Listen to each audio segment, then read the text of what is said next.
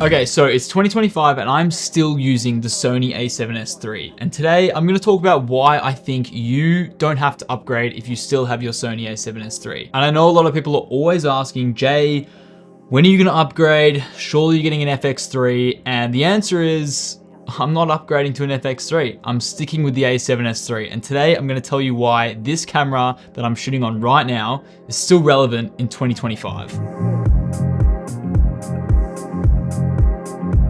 So I've had this camera since 2022. It's coming up to 3 years now, and this thing has gone through hell and back. It's gone to the ends of the earth. It's been through wet and windy conditions in the Faroe Islands, Norway, the streets of New York, desert sand dunes. It's even been in the ocean. And I trust it with my life for some of my biggest client projects to date. Whether it's high-end brand work, commercial work, or travel content, I think this camera is super versatile. And I'm gonna tell you why this camera is low-key better than the FX3, in my opinion. So most of you know that Dan and I work together very closely. We actually are business partners now, and we shoot side by side all the time. He runs an FX3 and I run an A7S III. So I have had definitely a lot of experience in both these cameras now. And honestly, I'm gonna tell you right now, you literally cannot tell the difference between the two. It is the same sensor, the same quality. There is no difference. If I line up two clips side by side, you genuinely can't tell the difference. And there's a couple of reasons why I actually prefer the ergonomics of this camera, why I think this camera is just more fun to shoot with than the FX3. So I did have the thought process maybe a year or so ago. It's definitely time for me to upgrade from an A7S III to an FX3. And I remember actually speaking to someone from Sony. So this is from the horse's mouth. They literally said, don't bother upgrading to an FX3 if you have an A7S III. It's the same quality and you're just gonna be wasting your money. So right now I'm kind of holding off and waiting for something better, waiting for the next camera to release. So, you know, obviously there's the FX6 as well, which I've always kept an eye on, but I think that's quite a few years old now. And I don't want to buy something where I'm going to have it for a year or two and it's going to be that technology is out of date. So I'm kind of holding on and hoping for in the next year or two that Sony release a new camera that is between an FX3 and an FX6 or an FX9, that sort of vibe, something really high quality that's going to really be the next big thing in my career. And of course you have all the other cameras that Sony are putting out. I mean, last year they released a ton of entry-level cameras with the ZV cameras and the AC cameras. Whilst they are great cameras, I also think people getting into videography, this is a really good chance to kind of think, all right, I can probably buy an A7S III for, you know, quite a cheaper amount considering it's a couple of years old and probably get more out of it than one of those entry-level cameras. And trust me, I think those ZV cameras and AC cameras are fantastic for their price point, fantastic for their size as well. But there's a lot of things that I think this camera is perfect for, whether you want to strip it down and take it traveling and just use it how it is, or you want to rig it up. I think it's perfect for that really high quality type content and also that content that you just kind of want to whip out your camera and shoot. The next thing is the form factor and ergonomics. So I actually really like the form factor of this being a DSLR, which is different to the FX3, which is more of a cinema line camera. I love the ergonomics. I love the way it feels in my hand. I kind of like how it feels like a photo camera. And whenever I'm shooting kind of run and gun and I'm traveling and I don't want to rig something up, it's really easy to just kind of hold and point and shoot. I think as well with the A7S III, I love the electronic viewfinder. I think that is one of the most underrated things about this camera.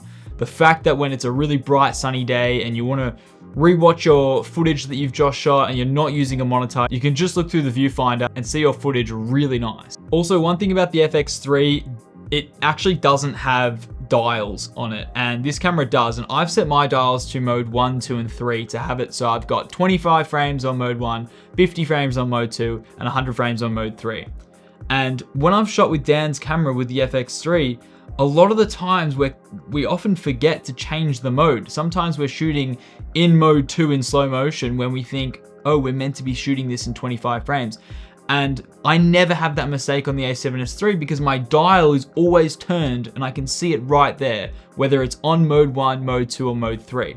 And of course you can say, oh, you can check your shutter angle and your shutter speed to see if, you know, if you're over 1/50, you're obviously on 25. And I think there's a lot of times you're shooting and you're looking at the monitor that you're rigged up with. You're not looking at that little display monitor. And there's a lot of times you might mistakenly shoot in the wrong frame rate because you're in the wrong mode. So the one thing about the A7S III is those dials. I'm always knowing that I'm shooting in the right mode. I know that I'm shooting slow motion, or I know I'm shooting in real time. I also think the battery life on this thing is really great. It actually does take the same batteries as an FX3, but for some reason, whenever we've been shooting out in these places, whenever I've gone traveling with Dan, his FX3 goes flat so quickly. I mean, maybe we use that more as an A cam when we're shooting together, considering we usually rig that up as the handheld setup and my camera as the gimbal setup, just because it's a bit easier the way we shoot.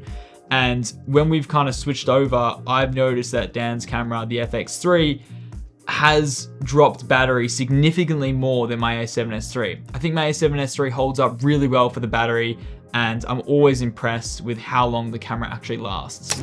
Now, the biggest reason why I haven't upgraded, as I mentioned at the beginning, was I just don't think there has been a significant upgrade from the A7S III to date. So, especially from Sony. Me personally, I'm a Sony user.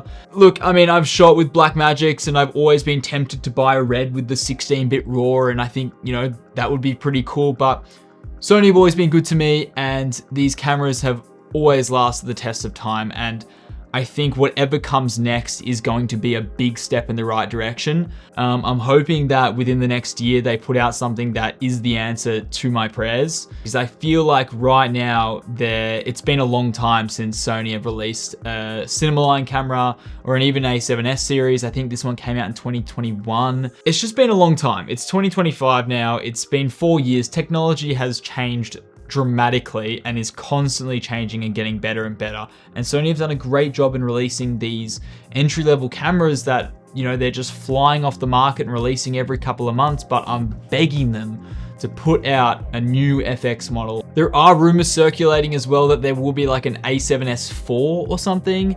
And if you're gonna ask me if that was something that I would purchase, I would also say probably not. I think an A7S IV would be a great camera for a lot of people, but for my next step in my career, I really want something that is a next step above, and that may be a $10,000 camera, I'm not sure. But right now, I can't justify that money on an FX6. Just because I don't think the technology is up to scratch at the moment. So when that new camera does come out, I'll definitely be buying it. But for now, the A7S III, my baby, is still gonna be traveling around with me all across the world on client shoots. And I'm lucky enough that I do have a partner in crime shooting with an FX3. So they mold together really well.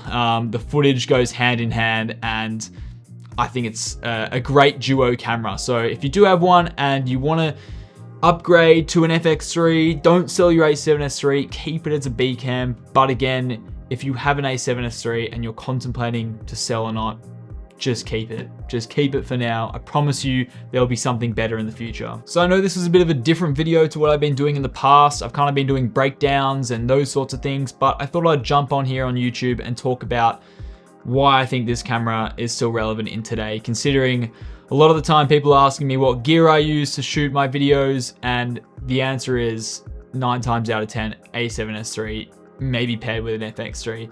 So curious to know you guys in the comments. Let me know if you shoot with an A7S III or you've sold your A7S III to buy an FX3, whatever it is. I'm curious to know what you guys think about the A7S III.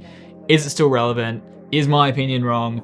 Or do you guys think that I should upgrade now or wait? So curious to hear your thoughts, and I'll see you guys in the next one.